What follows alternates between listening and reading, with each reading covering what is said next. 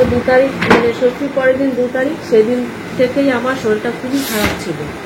হ্যাঁ, পেটটা ভাত দিয়েছিল, কিছু খেতে ইচ্ছে করছিল না, কিরকম একটা ভাব ছিল, শরীরটা খুবই মানে ইয়ে ছিল। তারপরে কালকে রাতে হঠাৎ আমি রাতে থেকে আজকে বেলা 10টা অবধি মানে অনেকবার পটিতে গেছি, নাহলে 8-10 বার গেছি। তারপরে আমি ওষুধ কিনে খেলাম, খাওয়ার পরে পটিটা কমে গেল, কিন্তু এখন আমার শরীরটা খুবই দুর্বল, হাত পা চলছে না, মাথা ঘুরাচ্ছে, বমি বমি পাচ্ছে, মানে কোনো কিছুই আমার ভালো লাগছে না, এরকম লাগছে আমার শরীরটা এখন খুবই দুর্বল, হাত পা ভেঙে আছে, আর বমিও করেছি কয়েকবার। বন্ধুরা, আপনারা শুনলেন পেশেন্ট কি বললেন। উনি কিন্তু বললেন জামাই ষষ্ঠীর পরেই ওনার এরকম শরীর খারাপ হয়েছে। তারপর বললেন উনি অ্যালোপ্যাথি ওষুধ নিয়েছেন। অ্যালোপ্যাথি ওষুধ খাওয়ার পর ওনার যে পেটের সমস্যা হচ্ছিল, বারবার পটি হচ্ছিল, তো অ্যালোপ্যাথি ওষুধ নেওয়ার পর কিন্তু ওনার পটির সমস্যা কমে গেল, কিন্তু তার সাইড এফেক্ট হিসেবে আসলো নশিয়া এবং ভমিটিং, সঙ্গে উইকনেস। তো যেহেতু অ্যাকিউট কেস, আমার কাছে আসার পর আমি কেবল কজেশনের উপরেই জোর দিলাম। কি করলাম? আমি শুনলাম উনি জামাই ষষ্ঠীতে খাওয়া দাওয়া করেছেন, কম বেশি নিশ্চয়ই অনিয়ম হয়েছে। তারপর উনি নিয়েছিলেন অ্যালোপ্যাথি ওষুধ। অ্যালোপ্যাথি ওষুধ খাওয়ার পর সাইড এফেক্ট হিসেবে আসলো নশিয়া, ভমিটিং এবং উইকনেস।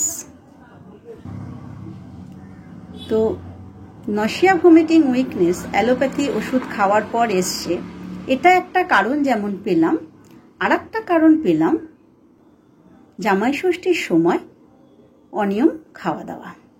তা দুটো কারণ কিন্তু আমি অলরেডি পেয়ে গেছি। তো দুটো কারণের উপর জোর দিয়ে আমি প্রেসক্রাইব করলাম নাক্স ভূমিকা 200 6টা ডোজ, দিনে 3 বার 2 দিন, 6টা ডোজ দিলাম। ওষুধ খাওয়ার পর পেশেন্ট কেমন থাকেন এটা জানানোর আমার একটি দায়িত্ব থেকেই যায়। তার জন্য আমি ভিডিও করার সময় ওনাকে আমি বলেছিলাম যে আপনি 6টা ডোজ খাওয়ার পর কেমন আছেন অবশ্যই জানিয়ে যাবেন।